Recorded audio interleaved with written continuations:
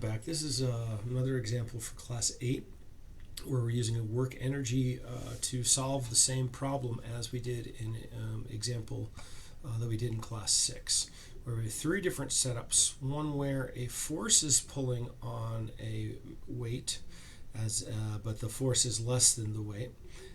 We replace that force now with another weight at B that has the same weight as the magnitude of the force that was on there, and we're going to see what find the accelerations from that. And then we're also going to use now much larger masses, but the difference in the weights are going to be the same as in scenario B. So 3 different scenarios, and so let's check them out. One of the first things I would do is decide what the datum is going to be. So I set my datum as being the second location, because I like to keep my potential energies as 0, right? Instead of having negative potential energies, which I would have had if I set the datum up in the first position. I also see that there's a difference in motion for where I'm taking and pulling that force down right there. So I write out my basic equation right in there, and I start feeding the basic equation. It starts from rest, so K1 is equal to 0. I set that the datum was at 2, so the potential energy at 1 is that weight times that motion right there, YA1. Now the external work right here, this is a tricky one. It's going to be negative. Why is it negative? Well, the force is going downward, but the motion is going upward. So because the motion and the force are in opposite directions from each other, that creates negative energy. So, and then also kinetic energy 2, right? So that's going to be what we're really kind of looking for. We're going to find the velocity, though. We want the acceleration, and we're getting the velocity, so we have to be careful. We'll see what we do about that. And potential energy at 2 is 0, because that's what the datum is. So we fill all those things out into that above equation that we have here, and make sure that we're turning that 75-pound weight into mass, and we get 4.633 feet per second. It's going to be the final velocity. Now we're going to say, well, we wanted to find acceleration, so how do we find acceleration?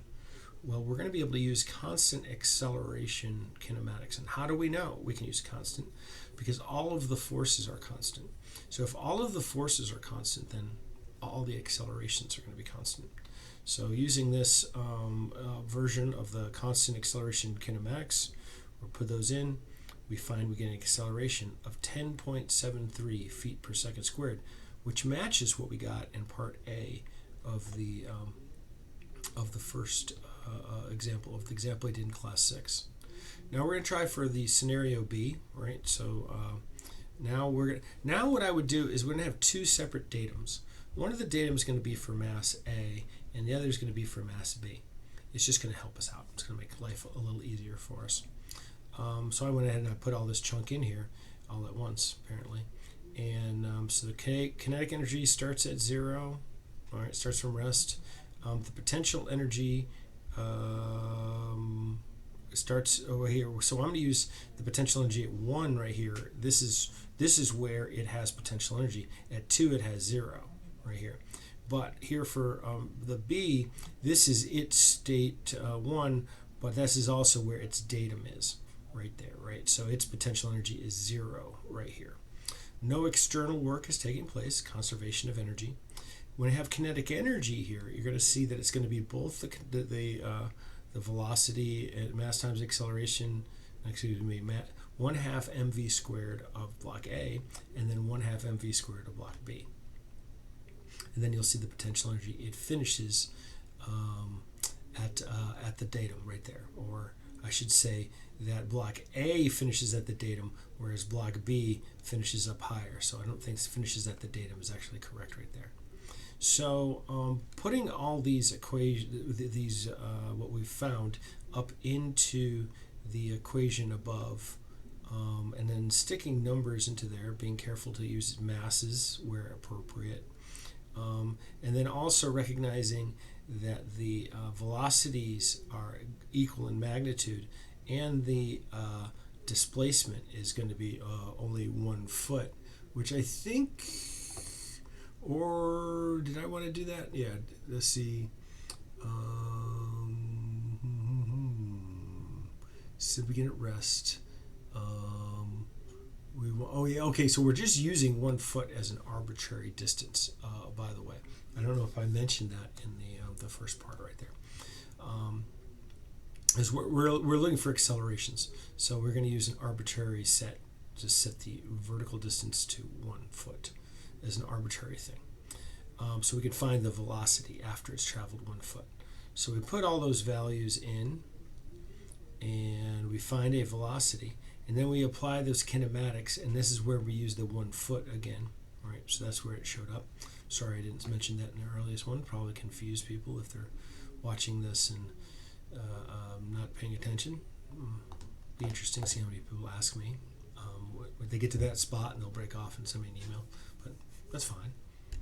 I don't want to re-record this, but yeah, that would be curious. I think when you said, wait a minute, why did it move for 1 foot? We arbitrarily chose 1 foot so that we could find the acceleration because we use it later.